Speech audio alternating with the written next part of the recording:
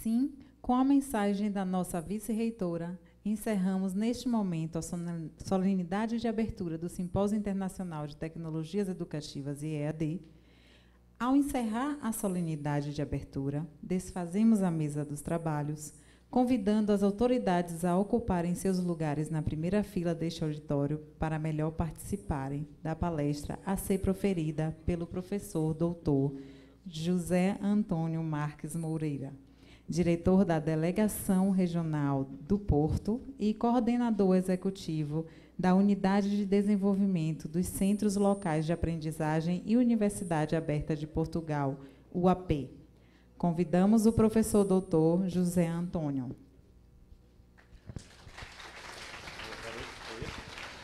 José Antônio Marques Moreira é doutor em Ciências da Educação pela Universidade de Coimbra e professor no Departamento de Educação e Ensino à Distância da Universidade Aberta, onde desempenha desde 2014 as funções de diretor da Delegação Regional do Porto. É coordenador científico da Unidade Móvel de Investigação e Estudos do Local, ELO, da Universidade Aberta, investigador integrado no Centro de Estudos Interdisciplinares do século XX, CEIS-20, Grupo de Políticas e Organizações Educativas e Dinâmicas Educacionais da Universidade de Coimbra, exerce atualmente também funções como vice-coordenador da Unidade de Desenvolvimento dos Centros Locais de Aprendizagem, UNCLA, da Universidade Aberta de Portugal.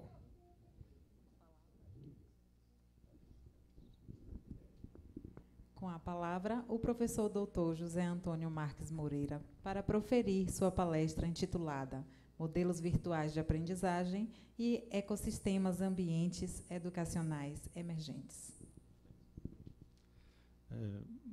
Boa noite a todos e a todas.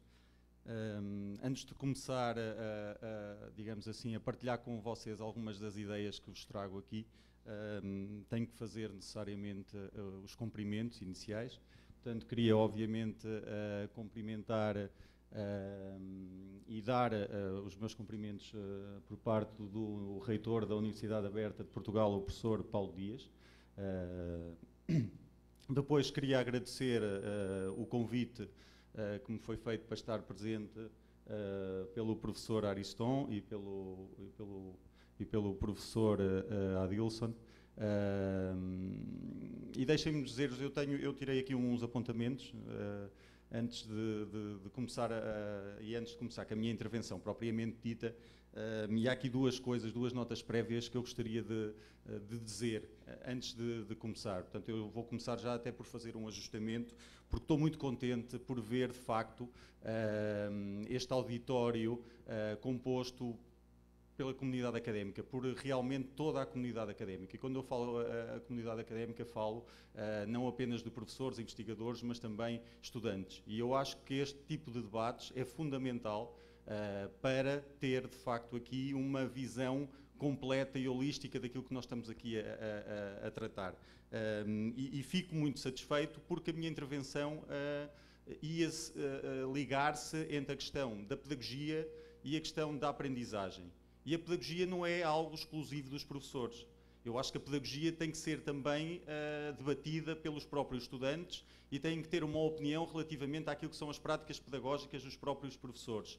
E a aprendizagem é exatamente a mesma coisa. Apesar da aprendizagem poder eventualmente estar direcionada mais para os estudantes, porque parte-se logo do princípio que estão a aprender e, portanto, que estão inscritos num curso para aprender, eu acho que neste momento e no momento em que nós vivemos, não são apenas os estudantes que aprendem, são também os professores que aprendem. E deixem-me dizer, desde há 2 dias que eu estou aqui, que tenho aprendido bastante e a minha ideia, desde que vim, foi essa mesma, era poder, de certa forma, aprender, refletir, trocar ideias, partilhar, para ir também com outro tipo de conhecimento, com um conhecimento mais rico daquilo que se faz aqui em Portugal e aquilo que se faz mais particularmente aqui no recôncavo da Bahia. E isso é um dos objetivos que eu tinha e que tenho e que começo a perceber que ele efetivamente está a ser cumprido. Depois de dizer outra coisa que me parece extremamente importante, eu venho falar de educação. E venho falar de uma educação que de facto pode, neste momento de transição, e eu considero-me uma pessoa com muita sorte, Porque se vocês repararem, nós somos aqueles seres humanos que neste momento tivemos a oportunidade de viver em 2 milénios diferentes, nós vivemos em 2 séculos diferentes e estamos a assistir a uma aceleração tecnológica surpreendente. E aquilo que existia há 20 anos, por exemplo, não tem absolutamente nada a ver com a evolução tecnológica que nós temos atualmente, e por isso nós temos que ter aqui uma preocupação constante com a atualização do próprio conhecimento. E, portanto, o contexto e aquilo que se define como a aprendizagem ao longo da vida, no novo paradigma que eu defendo e que acredito, tem cada vez mais validade nesta dinâmica que se deve criar, de facto, entre todos aqueles elementos da comunidade académica. E independentemente, e isso é que é importante nós percebermos, independentemente de ser uma educação digital, de ser uma educação em rede, de ser uma educação à distância, de ser uma educação presencial, de ser uma educação semi-presencial, o mais importante, de facto, é construir uma educação de qualidade. E saber que todos estes tipos, estas, digamos assim, terminologias associadas à educação, todas elas têm validade desde que tenham qualidade. E temos que ter também a percepção de que nesta dinâmica que se pode criar de diálogos entre diferentes instituições de diferentes países, existe de facto aqui a consciência coletiva de que a educação tem um poder fundamental de transformação. E é nisso, sinceramente, que eu acredito. Eu posso dizer que tenho muita sorte em desempenhar aquela profissão que eu gosto, que sou um apaixonado pela profissão e, portanto, tudo aquilo que eu faço de uma forma muito emotiva e com um envolvimento muito grande. E por isso, obviamente que logo que me fizeram o convite para estar presente, era algo que eu não podia recusar, por ter a oportunidade de falar um pouco sobre aquilo que é a prática da Universidade Aberta, de uma universidade digital que pratica esta educação digital e que pratica, como diz o próprio nome da Universidade Aberta, de uma educação aberta. E como a senhora vice-reitora disse, uma educação aberta que se quer democrática, que se quer inclusiva, que se quer participativa e que quer o envolvimento de todos na construção de um ensino superior que, efetivamente, nós temos essa noção que cada vez mais tem que ser universal. E, portanto, se há uns anos atrás nós falávamos no ensino superior reservado às elites, hoje temos a consciência de que o ensino superior tem também de ser universal, como é o ensino médio e como é o ensino fundamental. Não apenas, e essa é que é uma das questões essenciais, não apenas para desempenhar uma profissão, mas para ter, digamos assim, um cidadão mais culto e um cidadão que exerça uma cidadania ativa na sua plenitude, tendo a mesma oportunidade que todos os outros cidadãos de diferentes países têm.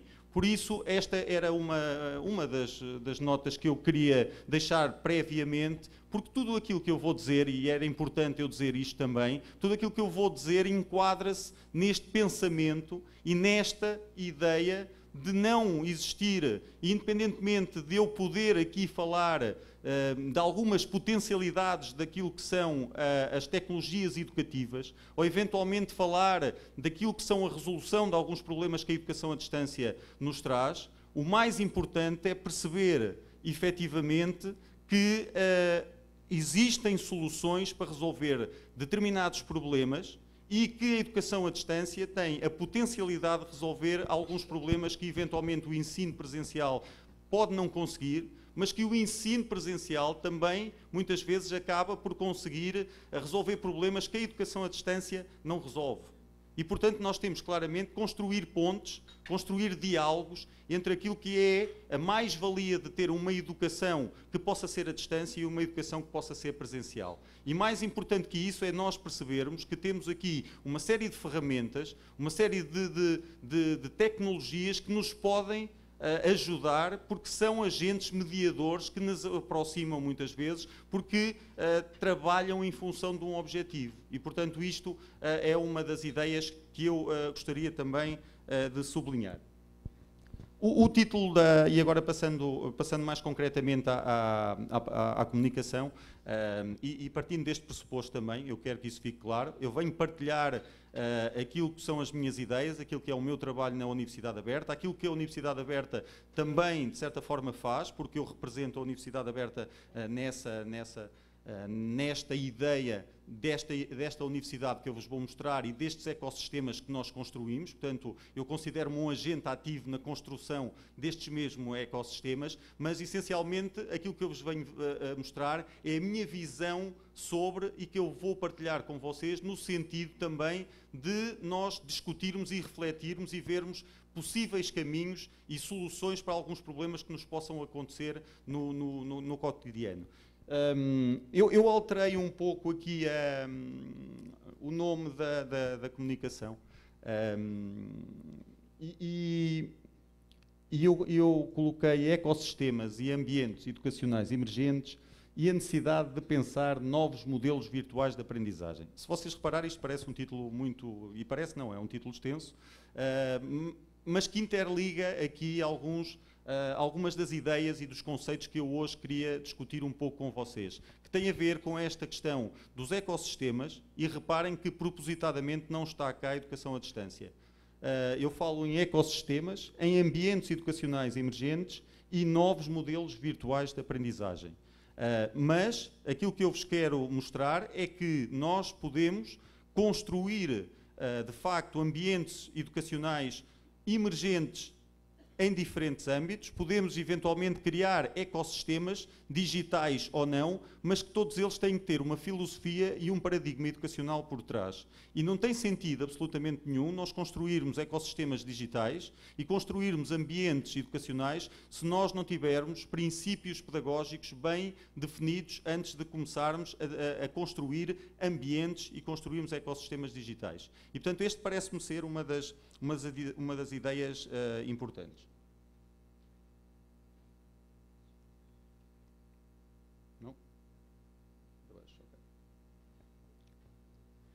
Esta é uma das ideias fundamentais que tem, que eu tinha agora dito, que tem a ver com a necessidade da mudança de um paradigma numa nova ordem social, económica, política e ética. E isto tem essencialmente a ver com aquilo que eu vos disse. Nós estamos numa sociedade diferente, nós estamos cada vez numa sociedade mais digital, mais em rede, e claramente temos que ter um paradigma diferente do ponto de vista educacional a nível da atuação pedagógica. Há pouco tempo a Comissão Europeia escreveu um manifesto, e eu acho muito interessante esta questão deste manifesto, o Online Manifesto, porque neste Online Manifesto há aqui, digamos assim, o afirmar que isto é uma questão muito interessante, o fim da distinção entre os mundos online e offline. Isto pode parecer uma coisa muito estranha, não é? De nós agora parece que há uma distinção entre offline e online, e agora diz que vamos acabar com esta distinção. E o que é que eu quero dizer com isto? É que não tem sentido fazer estas divisões se nós, de facto, efetivamente, tivermos a desenvolver uma aprendizagem que se constrói tanto fora da universidade como dentro da universidade. Só que esta aprendizagem que se faz fora e dentro tem que estar interligada. E, portanto, não tem sentido nós estarmos a trabalhar em rede e trabalharmos com dispositivos móveis e termos os nossos tablets e termos os nossos telemóveis e utilizarmos como ferramentas de aprendizagem e depois termos instituições que não nos deixam utilizar o telemóvel ou que não nos deixam utilizar os tablets, não nos deixam entrar nas redes sociais onde eventualmente nós aprendemos. Não tem sentido absolutamente nenhum nós, como existem em algumas escolas em Portugal, não deixar utilizar o YouTube dentro da sala de aula ou não podermos utilizar outro tipo de redes sociais como o Facebook para fazer a aprendizagem. A questão aqui é que nós temos que perceber também, claramente, que se nós conseguirmos uma unidade entre esta questão daquilo que é a sociedade e conseguirmos claramente que vocês tragam também o vosso mundo para dentro da sala de aula, não criamos barreiras nem obstáculos, nem conseguimos muitas vezes fazer com que haja uma separação e vocês digam claramente: vou sair agora do meu ambiente mais informal para entrar dentro do formal. E esta é que pode ser a riqueza daquilo que nós construímos do ponto de vista da aprendizagem, sabendo que nos ambientes informais e formais podemos claramente construir aprendizagem. E, portanto, tem sentido, e este trocadilho do on-life e online tem sentido porque claramente nós fazemos uma aprendizagem on-life, nós fazemos cada vez mais uma aprendizagem ubíqua, uma aprendizagem que acontece a qualquer momento. Ela pode ser formal ou pode ser informal, mas ela está a acontecer. E isso vai influenciar aquilo que nós dizemos dentro da própria sala de aula. Portanto, é fundamental também aqui nós conseguirmos estabelecer essas ligações e dialogarmos de facto e percebermos qual é o papel que nós podemos desempenhar. O grande desafio, e esta é uma das questões que eu também coloco, é criar ecossistemas constituídos por ambientes férteis, vivos, abertos, onde as atividades de aprendizagem e o conhecimento possam nascer, crescer e evoluir. Estão a ver aquilo... quando se fala num ecossistema, nós falamos de um ecossistema que pode ser constituído por vários, digamos assim, microsistemas. E estes sistemas têm que ter uma série de características, como têm os sistemas que nós trabalhamos e como trabalhamos nos ecossistemas da própria vida. E, obviamente, que quando se fala aqui da questão dos férteis, vivos e abertos, nós percebemos que, claramente, se criamos um ecossistema com estas características, os ambientes de aprendizagem que nós também integrarmos nesse ecossistema têm que ter estas características. Portanto, não tem sentido, muitas vezes, nós estarmos a defender um ecossistema aberto ou defendermos uma universidade aberta e depois fecharmos as nossas atividades numa sala de aula, eventualmente como esta, onde fechamos as portas e aquilo que nós fazemos é apenas para X estudantes. Tem muito mais sentido e este evento é a prova dessa situação, de que tem muito mais sentido fazer um evento de facto em que haja a possibilidade de estar presencialmente e estar online. E, portanto, imaginem o que é a possibilidade de fazer exatamente isto quando nós estamos a ter uma aula e que, eventualmente, uma aula que eu, por exemplo, possa estar a gravar e que depois seja transmitida no YouTube e que partilhe aquilo que é a minha informação, que se pode transformar em conhecimento para, digamos assim, para todos e, portanto, não reservando apenas a um. Portanto, esta questão destes ecossistemas abertos parece-me uma questão muito interessante. Depois, para isso é necessária uma abordagem que não se limite a considerar apenas o aspecto tecnológico, mas que privilegie uma abordagem integrada, holística e humanista. Em suma, uma abordagem que privilegie uma visão blended da aprendizagem. E aqui eu queria, como sublinhei ali a negrito, destacar 2 ou 3 palavras bastante, para mim, relevantes. A primeira que tem a ver com a questão da abordagem integrada, holística e humanista. Portanto, muitas vezes nós estamos, quando falamos nestas transformações, e o próprio tema do seminário fala na questão das tecnologias, não é? E parece que claramente as tecnologias ocupam um papel primordial e decisivo. Mas, na minha opinião, as ferramentas tecnológicas, as tecnologias têm que ser, digamos assim, assistentes do trabalho que é desenvolvido pelo professor. Elas não podem ocupar o papel nuclear. Elas não podem ser e não nos podem criar dependências no sentido de nós não conseguirmos trabalhar sem elas. Nós sabemos que elas têm que estar, eventualmente, a potenciar o trabalho que é desenvolvido, mas não podemos ficar reféns dessa mesma tecnologia. Eu não poderia estar aqui, imaginem, se eu não tivesse. Agora imaginem que faltava a eletricidade ou que faltava ali e que me ficava sem rede. Eu não poderia estar aqui sem ter, digamos assim, um conhecimento sobre estas matérias que me permitisse estar sem qualquer tipo de apoio da tecnologia. E mesmo que isto falhasse, eu deveria ter que ampliar a voz e conseguir solucionar um problema que pudesse acontecer. E isto nós temos de estar sempre preparados, no sentido em que nós é que somos o fator mais importante e o fator humano é decisivo em todas estas mudanças. E a tecnologia, obviamente, que amplia essas oportunidades, como amplia a minha voz, como me permite que fique visualizado aquelas ideias que eu quero ali colocar. Mas não podemos ficar dependentes delas. Portanto, obviamente que eu trabalho numa universidade, vocês dizem, mas não trabalha numa universidade aberta que trabalha com uma plataforma virtual e que trabalha com um campus virtual? Obviamente que sim. E por isso nós temos que criar todas as condições para que a tecnologia efetivamente funcione. Mas se eu deixar aquela tecnologia sozinha e se não for lá durante esta semana que estou aqui no Recôncavo, a tecnologia não funciona sozinha. Os meus alunos não vão ter qualquer tipo de orientação se eu não estiver lá a dar as orientações que tenho que dar. E isto é que é fantástico, eu poder estar aqui no Recôncavo e estar ao mesmo tempo a dar aulas na Universidade Aberta em Portugal. Que é aquela coisa muito difícil da ubiquidade que eu, afinal, consigo às vezes, porque consigo efetivamente, através até de um dispositivo móvel, poder estar a trabalhar num ambiente como o WhatsApp e ter criado ali um grupo de trabalho dentro de uma disciplina minha e estar eventualmente aqui a brincar com o telemóvel, vocês a pensar que eu estou a brincar com o telemóvel, e eu posso estar a responder a um estudante meu que está com uma dúvida relativamente a um trabalho que está a desenvolver. E isto é que é extraordinário, também assustador, porque faz-nos acelerar muito mais, porque nós fazemos 2 ou 3 atividades em simultâneo e, portanto, parece que estamos a viver a vida muito rápido e de uma forma muito acelerada, mas esta é a realidade. Obviamente que nós até podemos fugir um pouco a essa realidade e dizer, vou desligar o telemóvel e não vou sequer responder aos meus estudantes, mas não consigo.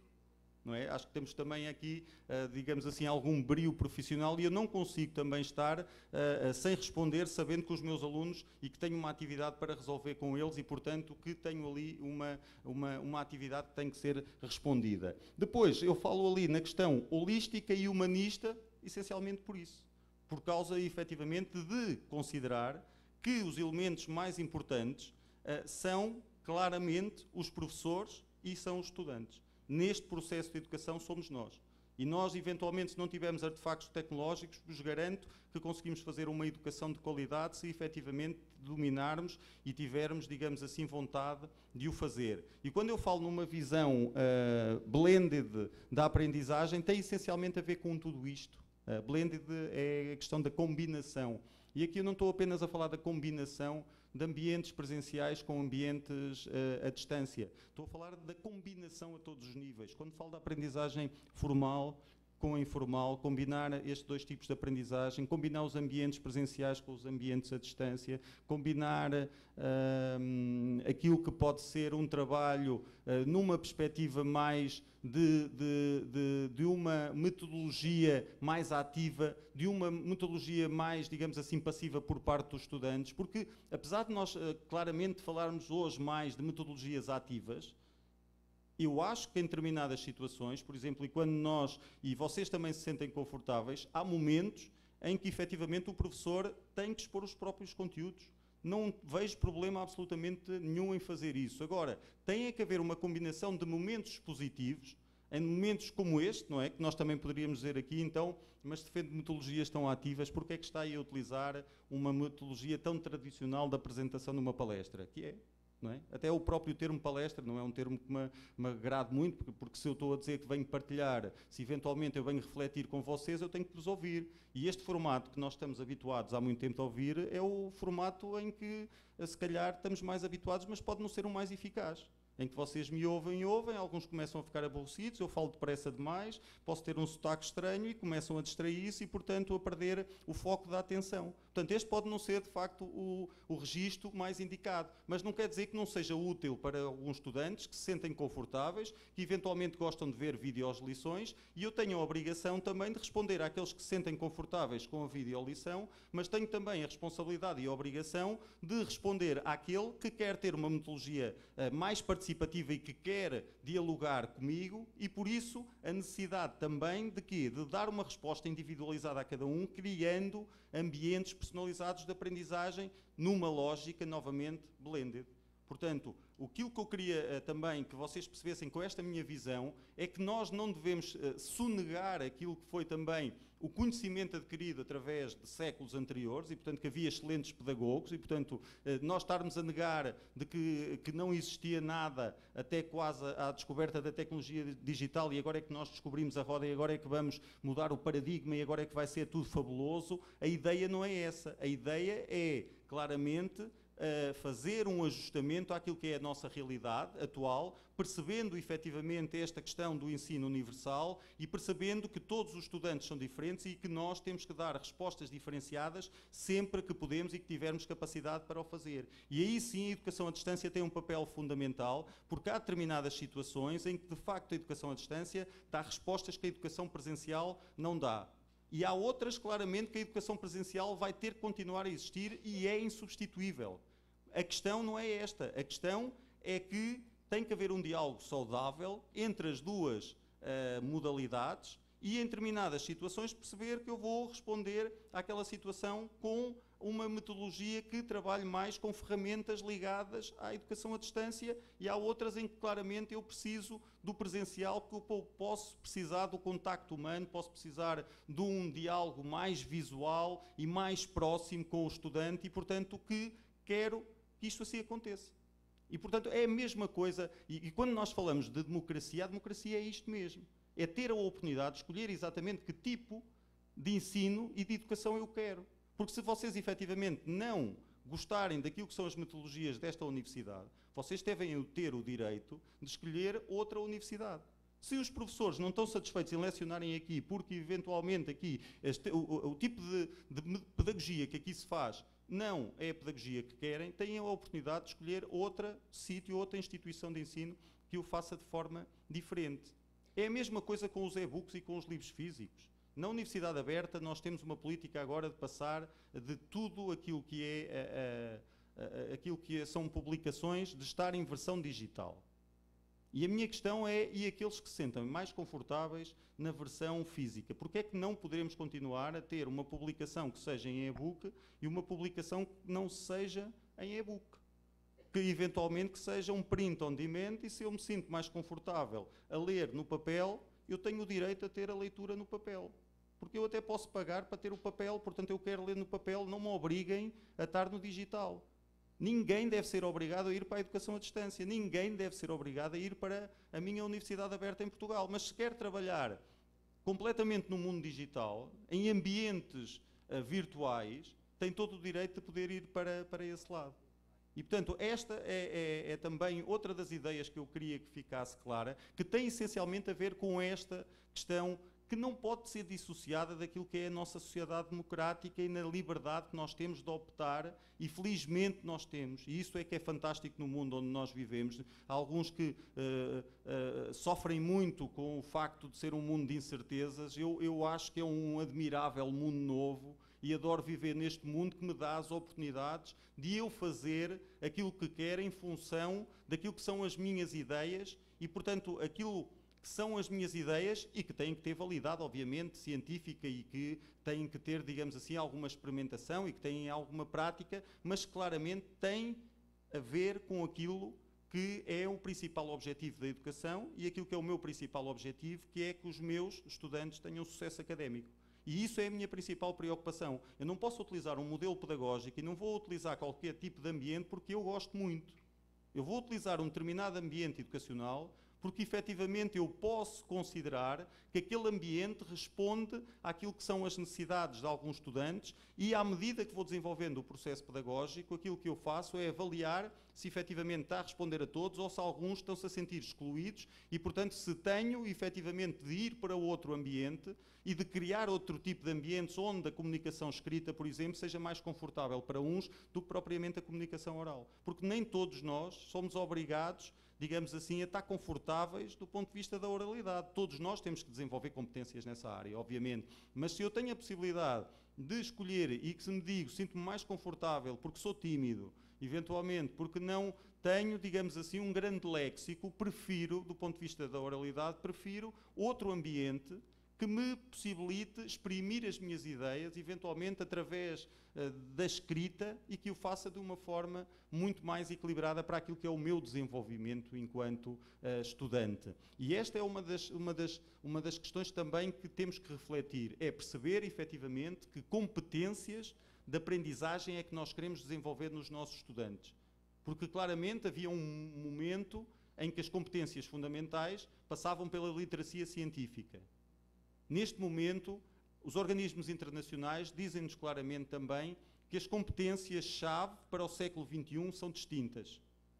Temos competências que passam não apenas pela literacia científica, mas passam também pela literacia digital, passam pela literacia cívica, passam por uma literacia cultural, passam por competências que têm a ver com a questão da capacidade crítica, de sermos críticos perante aquilo que estamos a ouvir, de concordar ou discordar com as tretas que eu aqui estou a dizer, de eventualmente ter a capacidade de resolver problemas que me apareçam. Se o professor não me dá a solução, eu tenho que ir à procura dessas soluções, mas tenho que ter, digamos assim, alguém teve que me treinar este tipo de competências. Eu tenho que ter a competência de comunicar, porque não estamos sozinhos no mundo. Portanto, eu tenho que claramente ter essa competência de comunicar bem desenvolvida, seja através da escrita ou da oralidade. Eu tenho que comunicar, tenho que colaborar com os meus colegas que estão ao lado, porque a aprendizagem colaborativa e aquilo que é a aprendizagem e o trabalho em grupo é extremamente importante, o individual também, mas o colaborativo também. E, portanto, se estas competências aparecem claramente definidas, se nós, para além disto, temos que ter competências ligadas à questão do caráter,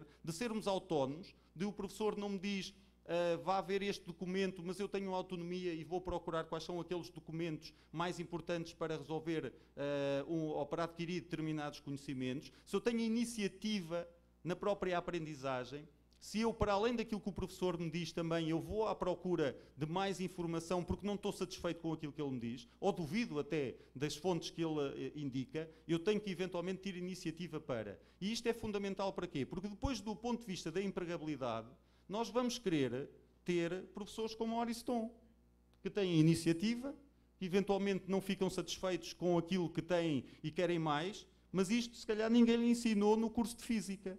Foi ele que, de facto, foi desenvolvendo determinadas competências que fizeram com que ele tivesse estas mesmas características. Agora, eu quero, claramente, que os meus estudantes tenham estas características todas desenvolvidas quando, digamos assim, acabar o processo de aprendizagem. Que saibam sobre os conteúdos que eu estou a lecionar, que me tragam outros conteúdos, até porque eu não sou o detentor absoluto do conhecimento, é impossível, e isto deixou... Também a internet teve este problema, que deixou visível alguma das fragilidades dos professores, do ponto de vista em que, se calhar, pensava-se que andava numa ideia aqui do detentor do saber absoluto, e que, claramente, com este dilúvio de informação que aparece na internet, e se nós tivermos essa capacidade de pesquisar, com certeza que vamos descobrir outro tipo de conhecimento que o próprio professor não indicou, mas que eram aquelas as suas referências, porque eu não tenho, obviamente, a capacidade de ter um conhecimento absoluto, por exemplo, sobre todos os ambientes de aprendizagem emergentes que existem, não é? Mas posso conhecer alguns e posso dialogar com meus estudantes.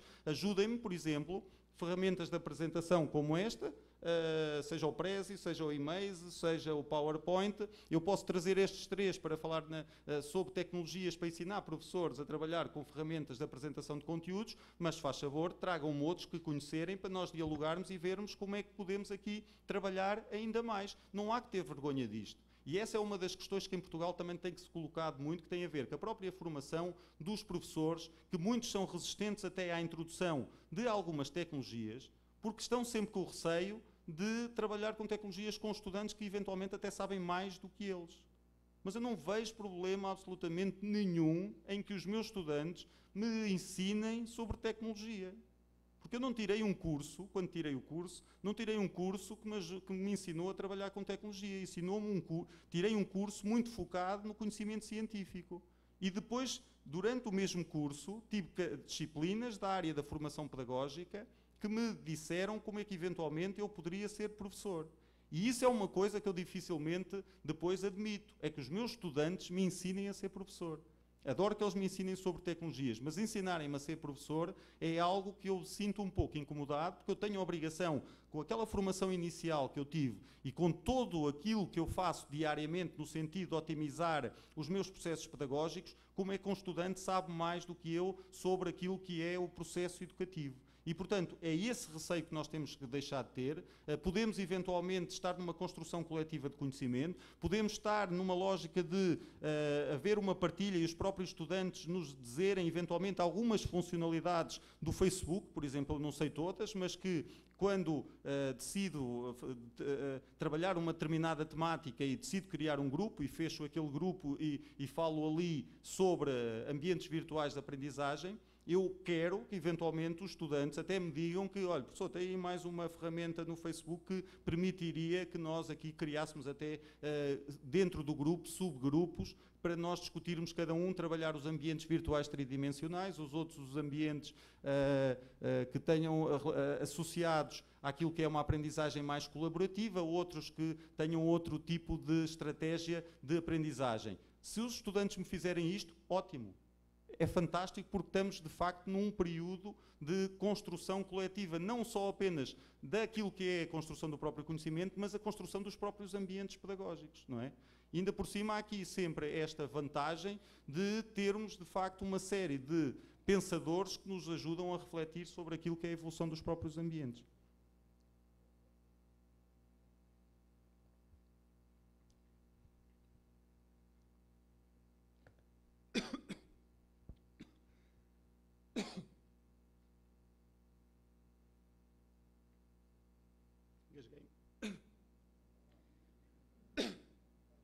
A água está estragada.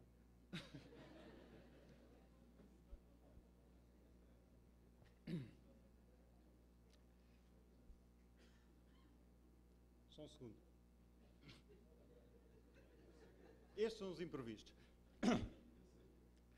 Portanto, eu comecei por falar muito de ecossistemas, para vocês também perceberem um pouco um ecossistema, digamos assim, será aquilo que, de certa forma, cobre todos os ambientes e que, obviamente, tem que estar, de certa forma, também enquadrado no modelo pedagógico, seja ele virtual ou não. Ou seja, tem que haver sempre uma série de princípios pedagógicos. E isto, porque é que tem que haver uma série de princípios pedagógicos? Porque quando nós estamos, se eu quero desenvolver aquelas competências de aprendizagem que eu vos disse, sejam elas na área da literacia, das competências, das de caráter, aquilo que eu tenho que fazer é construir ambientes que depois solucionem essas questões. Não é? Porque se eu quero desenvolver uma competência de comunicação, digam-me o que é que eu faço. Tenho que construir, obviamente, um ambiente que tenha aqui presente bem a questão da comunicação. Ou seja, todos eles, de certa forma, todos os ambientes que eu criar, têm que me possibilitar eu comunicar de forma bidirecional com os meus alunos e com os meus estudantes, no sentido em que eu falo para eles, mas eles também falam para mim. Se eu não estiver preocupado com o desenvolvimento da competência de comunicação, não interessa desenvolver um ambiente que permita o desenvolvimento dessa competência e, portanto, faço uma videolição e vocês veem a videolição como numa aula expositiva e vão tirando apontamentos na aula expositiva como está a fazer, ou eventualmente numa videolição vai metendo para trás, para a frente, para trás, para a frente, porque aquilo entretanto ficou gravado. Mas isso eu não preciso desenvolver uma competência de comunicação para vocês, porque não estou preocupado com isso, vocês estão apenas já a assistir passivamente e estão a adquirir conhecimentos em função daquilo que é essa minha preocupação. Um ecossistema, como eu o vejo, tem que ter uma série de sistemas que possibilitem depois desenvolver todas estas competências de aprendizagem. E aqui dou alguns exemplos daquilo que são sistemas que estão enquadrados num ecossistema, de acordo com aquele autor, e que é aquilo que nós temos exatamente na Universidade Aberta em Portugal, que é a formação de um campus virtual que tem uma série de sistemas integrados que respondem a necessidades diferentes, seja ele um sistema de gestão de aprendizagem, seja ele um sistema de gestão de conteúdos, seja ele um repositório aberto de conteúdos, ou seja ele um sistema de gestão académica. E tudo isto constrói-se num campus académico virtual, exatamente como vocês têm num campus académico físico, e que funciona também de uma forma adequada se, efetivamente, houver uma integração entre todos esses sistemas, onde vocês têm, em vez de entrarem à porta da universidade, têm um credenciamento e uma chave de acesso em que vocês conseguem entrar dentro do campus virtual.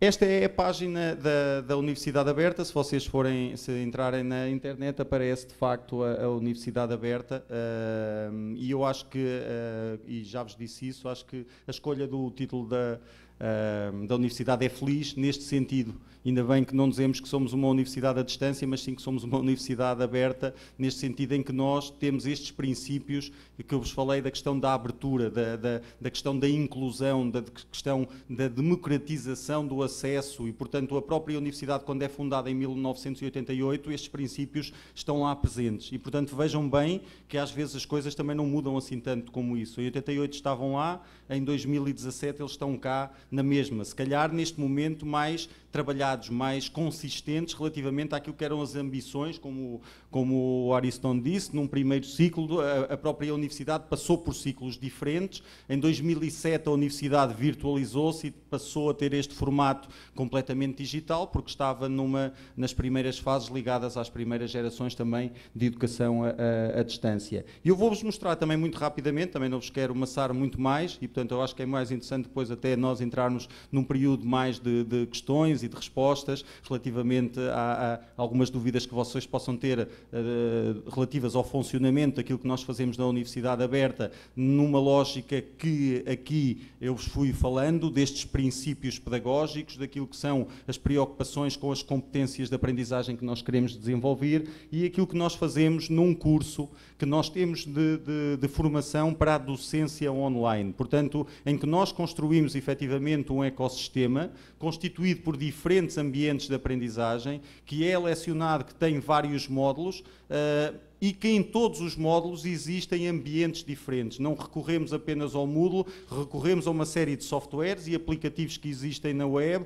ferramentas que nós podemos utilizar de preferência gratuitas e que nos permitem, de facto, criar um ecossistema digital de aprendizagem bastante consistente em função daquilo que são os objetivos e as competências que nós queremos desenvolver nos próprios estudantes, que neste caso estamos a falar de professores, porque esta é uma questão muito importante, os professores também precisam de formação, não são os estudantes que precisam só de formação, todos nós precisamos de formação constante. E se nós efetivamente, por exemplo, defendemos um ensino muito ligado à questão das multiliteracias e que trabalhe muito com a imagem, que trabalhe muito com a imagem em movimento, que é um pouco aquilo que eu faço por defeito de fabrico, por ser licenciado em História da Arte e, portanto, também desde cedo comecei muito a trabalhar com imagens e com imagens em movimento e, portanto, aquilo que eu fiz sempre foi quase virar a sala de aula ao contrário e não começar por textos escritos, mas começar pela leitura das imagens. E este é que é o problema, é que muitos de nós não sabemos ler imagens. Ninguém nos ensinou a ler imagens,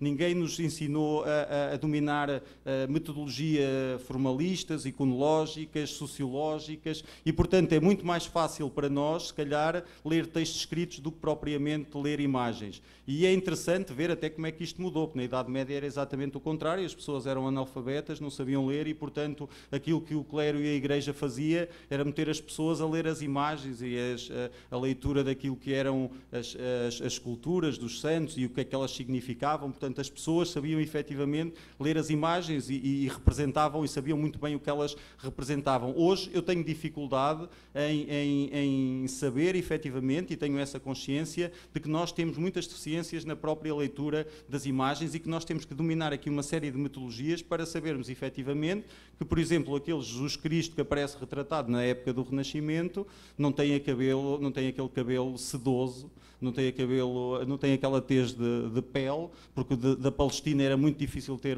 cores tão brancas, e que aquilo claramente é uma imagem de um ideal renascentista italiano, não é? Portanto, mas muitas vezes nós andamos aqui a perpetuar imagens universais, intemporais, e quando alguém nos diz que Jesus Cristo se calhar nem tinha o cabelo comprido, nem aquela cor de pele, começamos a duvidar das verdades universais que nós tínhamos, porque era essa a verdade sobre a imagem que se lia ao Stalin, como também já falámos em Stalin uma vez, de que Stalin aparecer retratado em quadros com crianças ao colo era uma coisa muito esquisita quando sabia que ele não gostava muito de crianças. Portanto, depois há estas tentativas de propaganda da própria imagem. Se nós não estivermos muito atentos à leitura da imagem, teremos problemas em descodificar isto. Pronto, isto só para vos dizer, e portanto eu às vezes começo para aqui a divagar à volta de alguns conceitos, de que efetivamente a formação é muito importante para nós, professores, e é um desafio constante que eu também me faço a mim próprio. Eu agora decidi tirar um curso de Cinemologia e dizem vocês, mas para que agora quero um curso de Cinemologia? Quero ser realizador de cinema? Não, não quero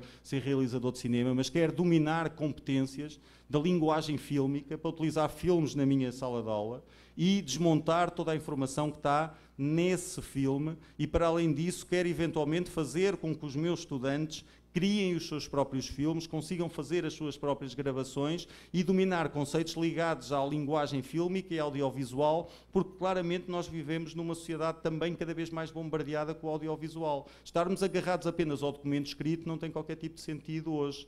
E mais uma vez eu digo isto, a tónica não é dizer que o texto escrito é melhor que a imagem ou a leitura da imagem é pior que a leitura da escrita. É o diálogo que se pode estabelecer entre a imagem em movimento, a imagem fixa e o texto escrito. Mas saber que para, eventualmente, conseguir desenvolver determinada atividade, eu tenho que ter um modelo que, eventualmente, esteja direcionado para a desconstrução, por exemplo, de imagens em movimento e que faça daquilo um elemento central para desenvolver toda a minha atividade. Portanto, imaginem o que é, em vez do professor vos dar um texto para vocês lerem da página 20 à página 30, eventualmente aquilo que eu faço com os meus estudantes é dou-lhes uma imagem e digam-me o que é que veem nesta imagem e vamos discutir esta imagem na aula seguinte.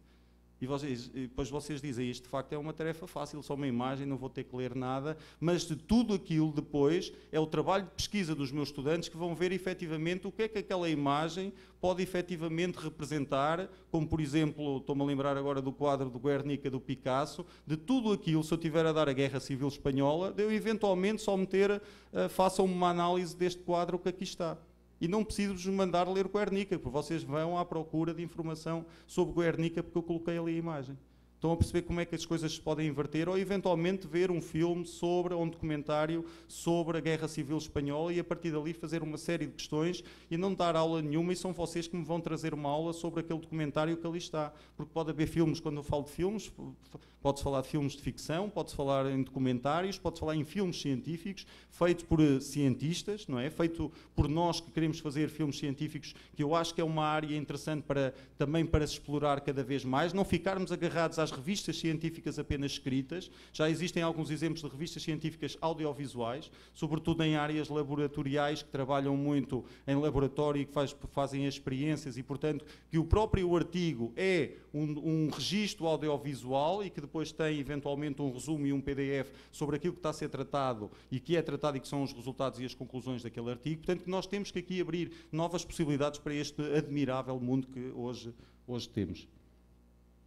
Portanto, muito rapidamente, este ecossistema que eu estava a falar é um curso de formação para a docência online, um curso constituído por 4 módulos, tem uma duração total de 17 semanas, com 260 horas de formação, incluindo um módulo inicial de ambientação. Portanto, vocês têm ali, não sei se conseguem ver bem, naquela estrutura, tem ali, também não vou estar a perder muito tempo com isto, só para vos dizer exatamente isto, se vocês repararem, tem ali todas as etapas fundamentais para aquilo que é a construção de um docente online. Eventualmente nós temos aquelas, digamos assim, princípios que também são universais, mas claramente desenvolver uma avaliação em ambiente virtual não é exatamente a mesma coisa que fazer uma avaliação em ambiente presencial. Não é a mesma coisa que desenvolver uma atividade eletrónica, dizer-vos para vocês fazerem uma atividade desta natureza, como eu estava a dizer dos filmes, e depois fazê-la da mesma forma do ponto de vista presencial. Não é a mesma coisa nós comunicarmos de forma escrita, de forma assíncrona, e comunicarmos de forma síncrona em espaço presencial. Portanto, claramente nós temos aqui, enquanto formadores, enquanto professores, temos que ter uma formação que nos permita tanto trabalhar num ambiente como no outro. E eu, nesse contexto, eu considero-me de facto uma pessoa com bastante sorte, porque tenho trabalhado nos diferentes contextos. Portanto, que claramente sei ou procuro saber como é que posso fazer isto em ambientes presenciais, mas procuro também saber como fazer em ambientes online. E nunca coloco a tónica no melhor e no pior. Coloco essencialmente na diferença, que tem a ver com esta questão da inclusão e, como vos disse mais uma vez, da democraticidade. É a diferença. As coisas são diferentes, não têm que ser avaliadas com o mesmo peso e não temos que colocar a tónica no melhor e no pior. Não cometam o erro de dizer que a educação presencial é melhor que a educação digital, é melhor que a educação online.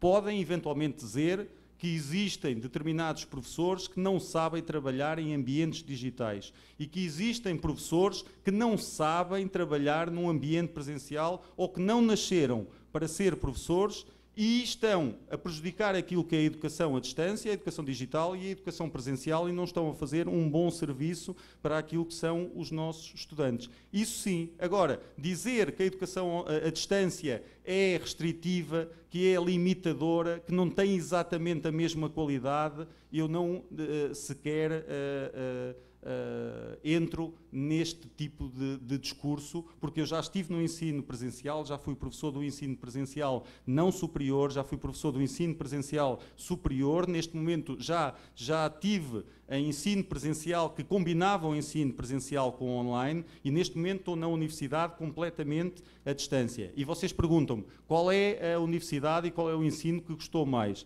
Eu posso dizer claramente que o ensino, onde eu me sinto mais feliz, é aquele que consiga integrar tudo, numa lógica de blended. Porque há coisas, de facto, em determinadas situações que eu prefiro o presencial. Há outras que eu prefiro a distância. Portanto, se vocês me perguntarem qual é a universidade onde quero trabalhar, eu quero trabalhar numa que me permita fazer as duas coisas quando eu quero. Agora, sente-se confortável na universidade onde está agora? Estou, porque adoro a educação digital e a educação online. Se fosse para uma universidade presencial, seria feliz? Também. Estou a ser redundante? Também. Porquê? Porque aquilo que eu gosto de ser é professor e gosto, essencialmente, é de estar com estudantes e, de facto, ter a capacidade de transformar mentalidades, fazer-vos refletir sobre aquilo que será o futuro e depois me dizerem, daqui a uns anos, de facto, o professor foi importante naquilo que foi a minha vida. E isso é que é o mais importante do ponto de vista da educação. Não é nós estarmos a discutir, efetivamente, se devemos eliminar a educação à distância, se ela é uma educação de segunda divisão ou se é um parente pobre, porque, claramente, quando nós metemos uma universidade presencial e metemos algo acolupado e que metemos ali como um apêndice ou uma universidade presencial, está-se eventualmente a dizer que aquilo é apenas o apêndice. Agora, quando nós conseguimos um equilíbrio e quando nós claramente temos uma universidade em que vocês dizem assim, que vão a uma universidade até que possa ter este formato presencial e diz, olha, eu quero frequentar um curso que na sua maioria seja online e que seja completamente à distância porque eu não tenho tempo de cá vir. Se ela consegue dar essa resposta, ótima. Não vejo problema absolutamente nenhum. E aqui é que eu acho que o futuro vai cada vez caminhar mais para estes modelos híbridos. Porque, de facto, a questão do blended, e quando eu falo do blended não falo, e atenção, eu falo numa complexidade daquilo que é o conceito do blended, não dizer blended learning é a mistura do ensino presencial com o ensino à distância. Blended eu falo mais até da questão do blended e-learning. É, entre parênteses, learning, porque combina tudo aquilo que possa ser metodologias, ferramentas, modalidades, e quanto mais eu dominar, mais rico sou. E esta é que é a questão. Eu sou muito mais, posso não ser melhor professor que a professora Isa que aqui está, mas se ela apenas for uma especialista na educação presencial, eu posso dizer que sou mais completa do que ela, porque consigo dominar um ambiente presencial e um ambiente online. O que quer dizer que tenho a possibilidade de responder a mais de vocês com maior eficácia, porque domino as metodologias a todos os níveis. E, portanto, isto dá um grande trabalho para os professores? Dá. Porque se eu estiver só no ensino presencial, só tenho que ser especialista no ensino presencial. Se eu estiver nos dois, tenho que ser especialista nos dois. Se eu trabalhar em ambientes híbridos, tenho que ser especialista nos três. Se eu trabalhar com linguagem visual, audiovisual e escrita, dá muito mais trabalho que trabalhar só com a escrita. Dá muito mais trabalho, eventualmente, vocês trazerem uma informação e eu ter que ler aquilo tudo, do que fazer uma aula expositiva. Não dá trabalho absolutamente nenhum fazer o que eu estou a fazer agora.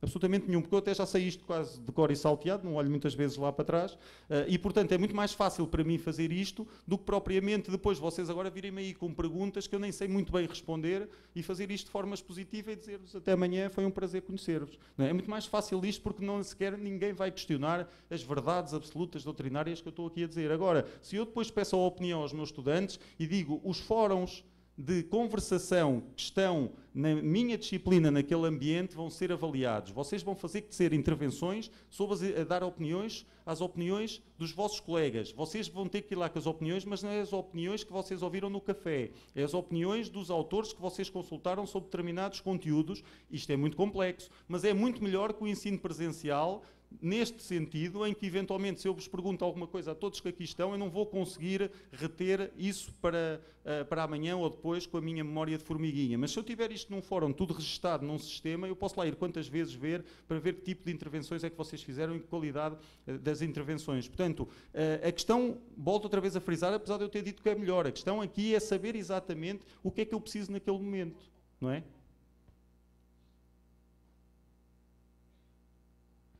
Eu dou esta, só para também aqui rapidamente, eu era responsável por este módulo, Inovação e Pedagogia em Rede, portanto, e dava esta questão das aplicações, aqui o ponto 2, eu era coordenador do módulo e depois era professor das aplicações da web e tecnologias interativas. E, portanto, eu nem sequer, vejam bem, eu nem sequer sou da área da informática, fique claro, e dou isto. Porque isso, e há bocado também disse isso, que eu tenho tenho mais do que um problema. Mas um dos problemas que eu vejo é que eu não sou especialista, eu gosto muito deste termo, especialista, especialmente especializado em nada. É um problema. Mas claramente tudo aquilo que eu procuro fazer, procura a excelência profissional na profissão que eu estou a desempenhar. E portanto não me incomoda nada, por exemplo, eu ser licenciado em História, depois ter um mestrado em Educação, ter um doutoramento em Educação, depois ter um pós-doc em Tecnologias Educativas e depois ir tirar um curso de Cinemologia e depois já ter feito o doutoramento, meto-me outra vez a fazer um mestrado na área do multimédia, porque aquilo que eu faço é o quê? É procurar uma constante resposta às minhas necessidades enquanto docente. E não tenho que ter problemas, se eu já tenho um doutoramento, de ir outra vez fazer um curso de mestrado. Não me interessa o diploma para nada, interessa-me o conhecimento. Fui para uma faculdade de Engenharia com colegas 20 anos mais novos do que eu, não tive problema nenhum em estar com eles e aprender com eles sobre a questão do multimédia para depois vir ser formador de professores do ensino superior para a questão da docência online. E para colegas meus que supostamente são especialistas em determinadas áreas, têm que aprender com o miúdo como é que se trabalha com determinados softwares e o que é que eu afinal sei sobre aquilo. Mas fiz este percurso um pouco assim. Não é? Deixei de ser historiador, não sou nada historiador, não construí conhecimento na área da história. A área das ciências da educação são consideradas em Portugal as ciências moles, não sei se aqui é a mesma coisa, portanto, aquilo é sempre um bocadinho para onde está virado, nunca nos dão muita credibilidade.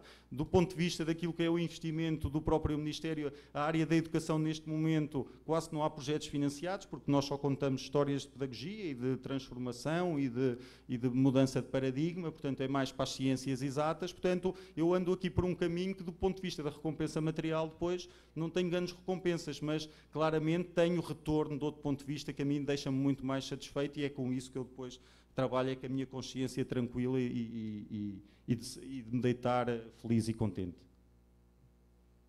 Quando for para me calar, diga. Alguém me vai calar? É? Eu não sei o tempo, não tenho nada. Ariston, quantos minutos tenho? 5 minutos? Tu mandas.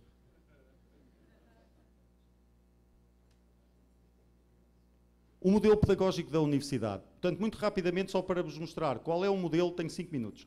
Qual é o modelo pedagógico da universidade, quais são os princípios desse modelo e aquilo que é a minha visão e aquilo que é a atualização em função do que o modelo diz. Porque este modelo, felizmente, diz-me que ele está e que pode ser sujeito à transformação, à mudança e que está em constante desenvolvimento. Portanto, aquilo que eu fiz foi apropriar-me de aquilo que é a minha visão e transformar alguns dos princípios do modelo pedagógico. Não transformei, mas ajustei àquilo que é a minha visão neste momento sobre como trabalhar na docência online. Estes princípios, se vocês repararem, são, digamos assim, os grandes primados da Universidade Aberta em Portugal, um modelo pedagógico que foi construído em 2007, como eu vos disse, e que foi premiado em termos europeus. Portanto, é um modelo que tem reconhecimento e que ganhou uma série de prémios até pela sua capacidade de inovação na altura, que se baseava nestes princípios, que hoje também não nos dizem assim nada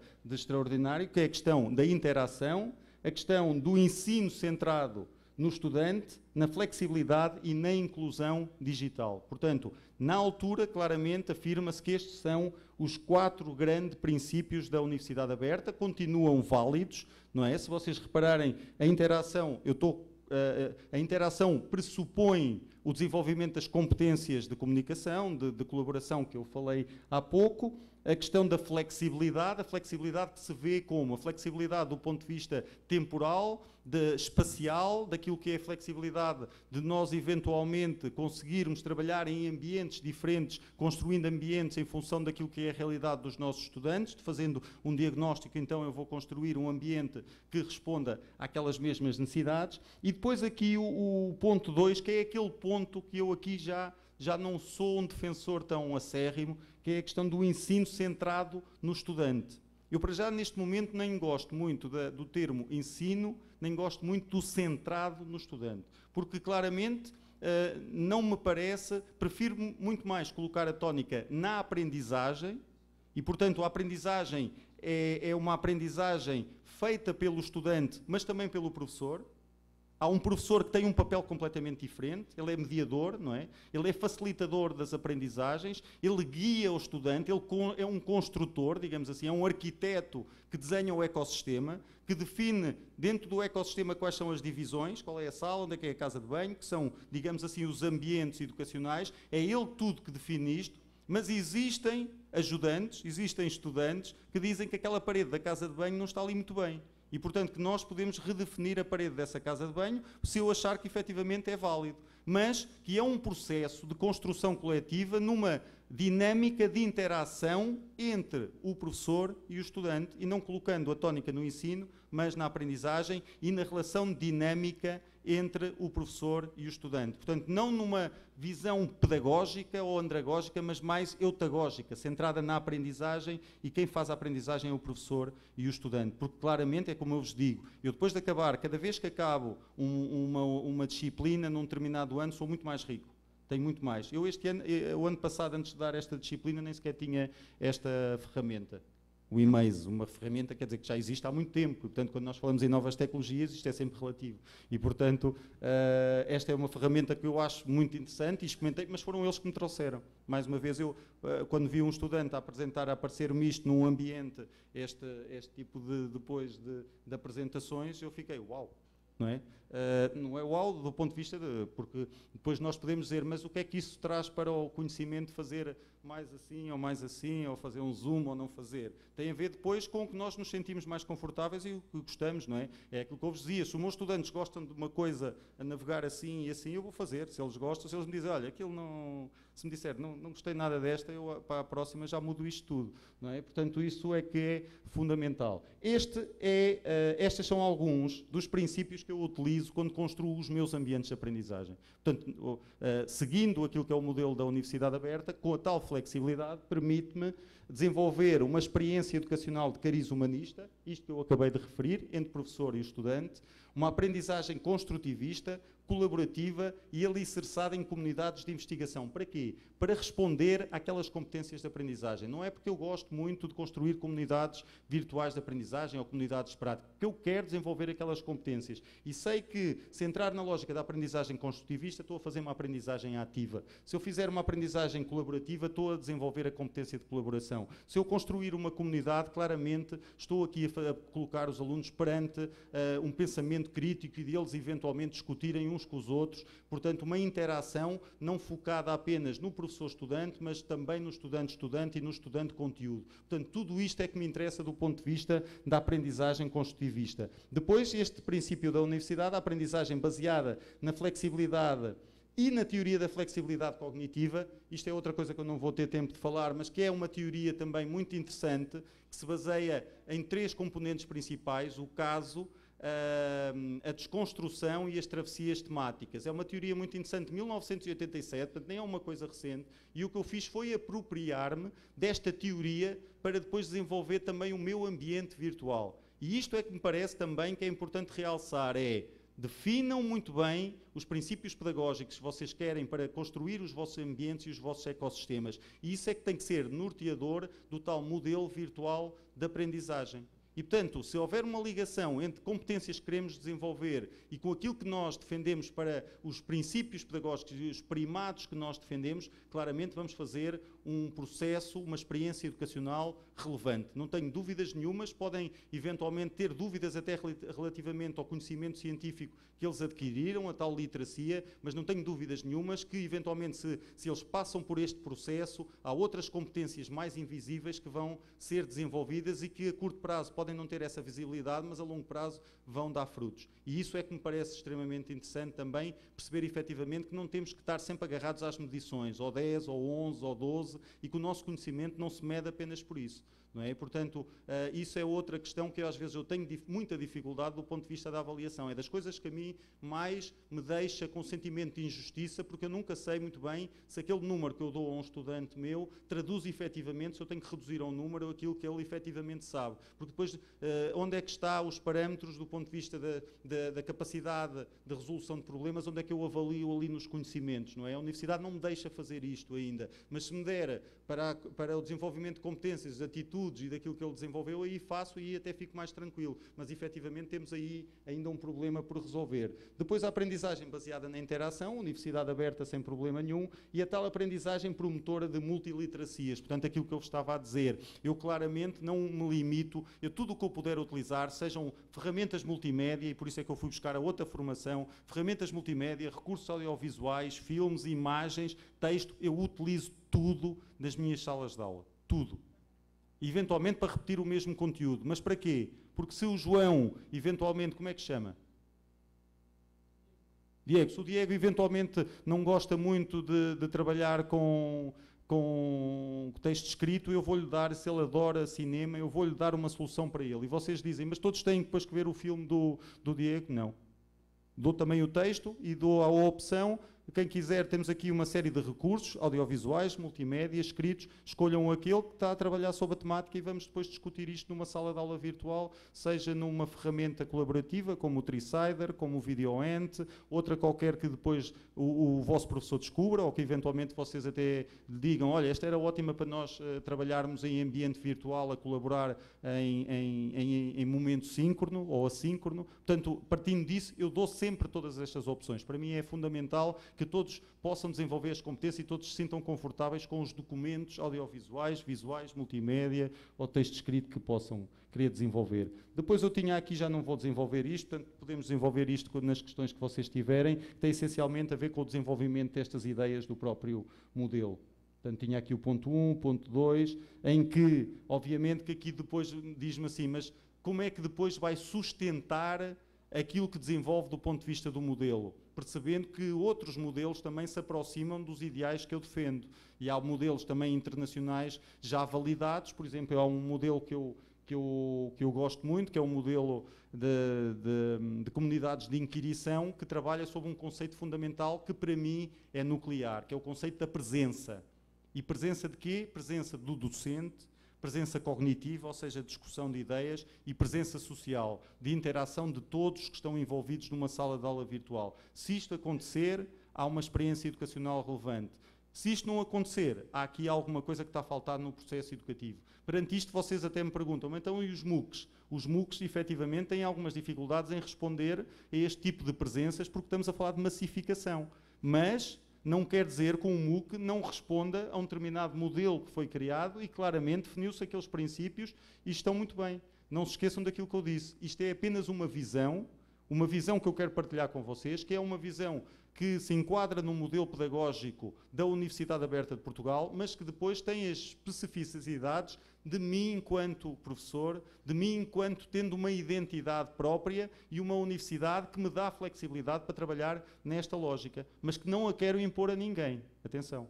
Portanto, independentemente disso, podem continuar a dizer que adoram ter aulas presenciais e que a educação digital não lhe interessa. Ótimo. Eu tenho esta visão e considero, de facto, que sou feliz, independentemente, desde que tenha estudantes. Também falar para nada não tem sentido. Mas desde que tenha estudantes, sou feliz. O terceiro ponto, aprendizagem baseada na interação. O quarto, da flexibilidade e da teoria da flexibilidade cognitiva, que são dois. E, finalmente, então, aquele que eu estive a falar da questão agora das multiliteracias. E como já passaram mais de 5 minutos, vou passar isto rapidamente também, ir aqui. Obrigado pela vossa atenção e pela paciência. Obrigado.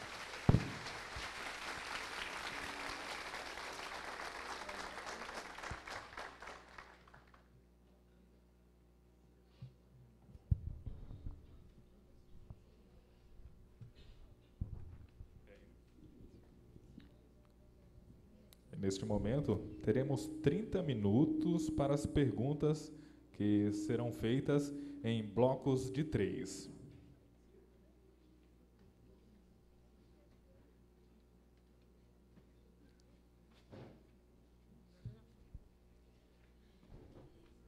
Vamos iniciar com algumas perguntas que já chegaram online. Primeira pergunta. A educação online é uma nova geração da EAD e a Universidade Aberta de Portugal funciona da mesma forma da Universidade Aberta do Brasil?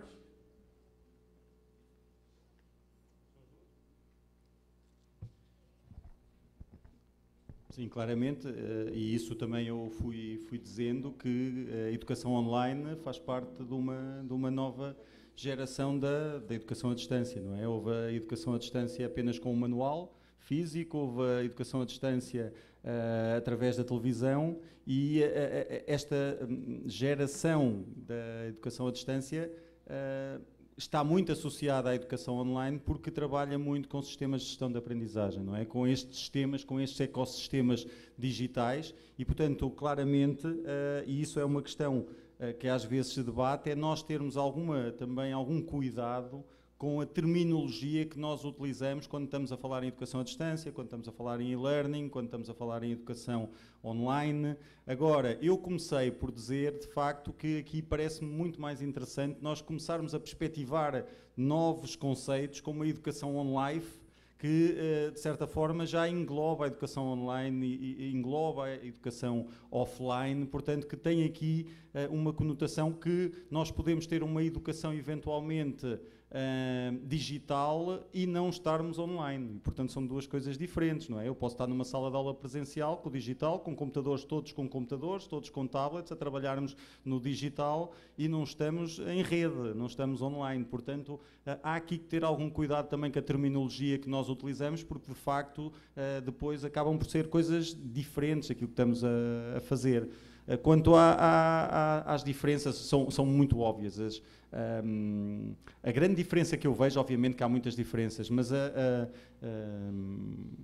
grande diferença é que a Universidade Aberta em Portugal é uma universidade pública, é a única universidade pública, a instituição de ensino superior pública, que faz educação à distância. A Universidade Aberta em Portugal é um sistema que foi criado e, portanto, que não é uma universidade pública que tem exatamente as mesmas condições que têm as universidades públicas presenciais em Portugal. Eu sou um professor exatamente como as outras pessoas das universidades presenciais, ganho exatamente o mesmo, a mesma carreira, os cursos são exatamente validados pela mesma agência de acreditação, portanto há aqui uma certa paridade que faz com que a própria educação à distância não seja vista como um parente pobre ou como um Deus menor, porque as condições são idênticas. Os professores que vão para a Universidade Aberta são porque efetivamente querem trabalhar naquela modalidade e ganham exatamente o mesmo e têm a progressão na carreira da mesma forma, e a sua própria avaliação da carreira docente, o estatuto da carreira docente é exatamente o mesmo. Portanto, a esse nível, eu não vou responder muito mais do ponto de vista daquilo que é a educação aberta no Brasil, mas claramente aqui parece-me que tem que se caminhar no sentido de conseguir construir algo que seja visto também como uma educação ao mesmo nível daquilo que é a educação presencial. Agora, como vão fazer?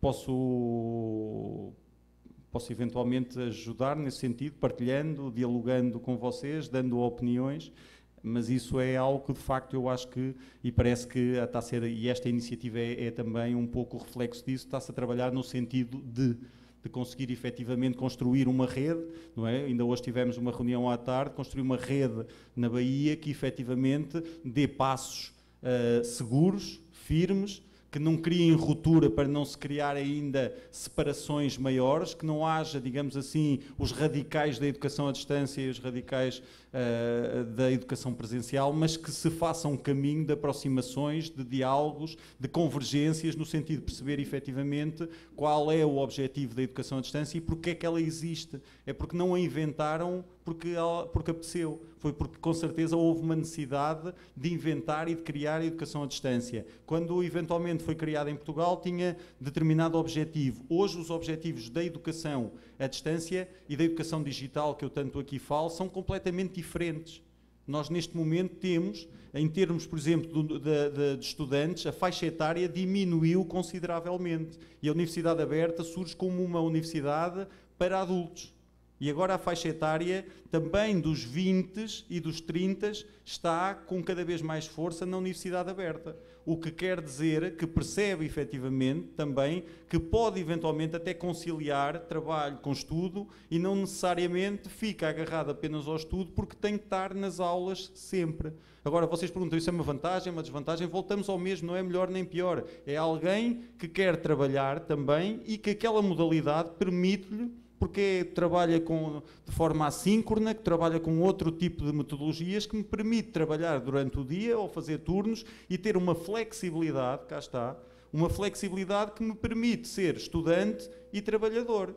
Dá mais trabalho? Voltamos ao mesmo. Dá. É preferível só ser estudante ou trabalhador. Estudante e trabalhador implica duas coisas, mas uma universidade desta natureza permite-nos, de facto, também fazer isso. Não quer dizer que a universidade presencial não o permita, mas, efetivamente, surge para responder a necessidades diferentes. Se alguém quiser um mestrado em pedagogia do e-learning e esteja aqui, pode fazer um mestrado em Lisboa ou no Porto, eventualmente na Universidade Aberta comigo, e não sair daqui.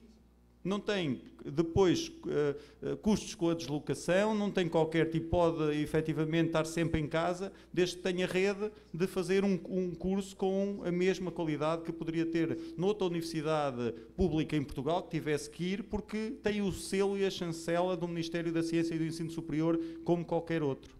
E é mestre da mesma forma. Portanto, acho que é um pouco isso.